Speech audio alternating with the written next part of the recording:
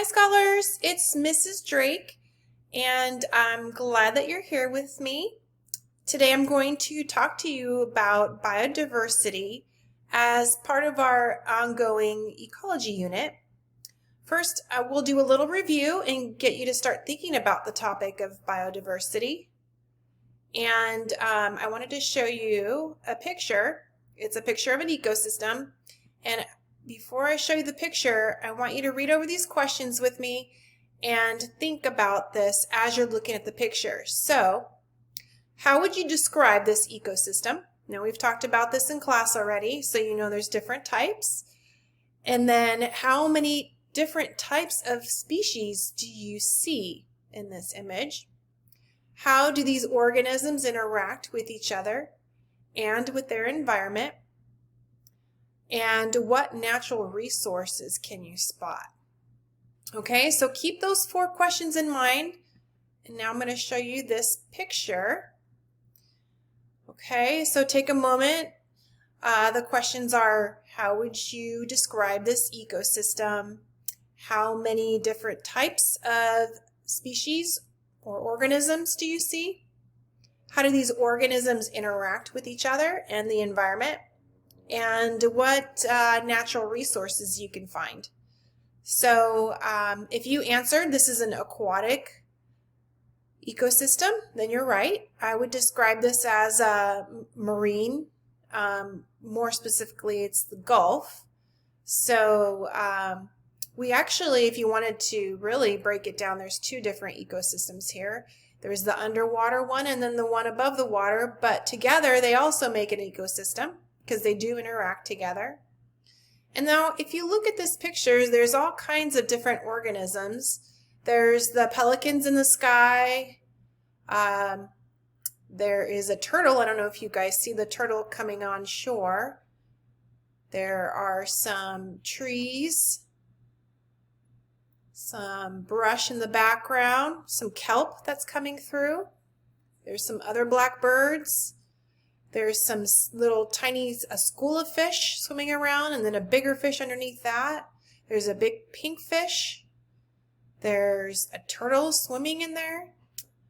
Lots of different kinds of fishes. And then I see maybe some coral down at the bottom, a starfish. So there's the answer to this question. There's no right or wrong. There's many. There's many different species, many different organisms. And how are they interacting with each other? Well, it looks like one of those pelicans has a fish in their beak. So maybe he has caught his dinner for this evening. One of those fish has his mouth wide open. Maybe he's trying to get his snack as well. The school of fish are interacting with each other. That's the form of defense, right? They're swimming together to look bigger to a predator. So there's lots of interactions going on here. And then what natural resources can you find? So as you think about that, well, for the fish, there's the kelp. That's food source. Maybe some other fish. That's another food source. There's soil. Water is a natural resource. The oxygen, the air. So those are all different sorts of natural resources. Okay, so keep that in mind as we start exploring the topic of biodiversity. So biodiversity is the variety of life on Earth. So if you divide the word biodiversity into 2, it's a contraction, biology and diversity. So it's all the living things, and it also includes the environmental aspects such as the temperature, oxygen, carbon dioxide levels, the climate. So biodiversity is super important for this Earth because the Earth gives us the resources that we need in order to live. The food we eat, the water we drink, the air that we breathe, that's all dependent on biodiversity. So you'll hear biologists talk about biodiversity and the desire for Earth to maintain the rich biodiversity that it has. So definitely very, very crucial to this earth and sustaining the earth. And I mean, also, I mean, besides that we need it to live, but look at how beautiful it is. I know this picture is a little blurry, but look at all the colors and how exciting and unique each organism is, and including us humans. Okay, moving on. Couple fascinating facts about diversity. So, scientists have estimated that there are 8.7 million, that's almost 9 million species that exist on this earth, but only 1.2 have been identified. That's just a small, tiny smidge. What we know, the elephants and the palm trees and the sea turtles, all of those animals that we know about, that's only a tiny fraction of what actually exists here on Earth. So it's pretty fascinating. And then I found this one, which I thought was pretty cool, is that 142 countries use different types of species as national symbols. Does anybody know what our national symbol is in the U.S.?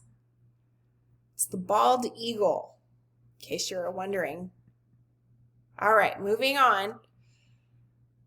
So, I talked about the importance of biodiversity, but something unfortunate is happening, and that is there are threats to our biodiversity here on Earth.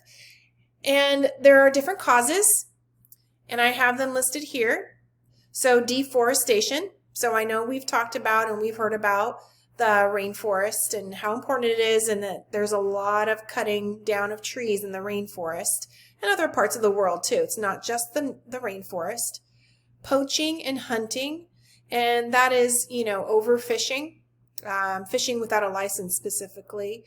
That's what poaching is. They're trying to control. You need a license because they're trying to control how many species and organisms are being removed from their ecosystems, because everything exists in a natural balance, almost like in a perfect harmony. Even though it's not always harmonious. We've all talked about the circle of life, but poaching and hunting is one of the threats to our Earth's diversity.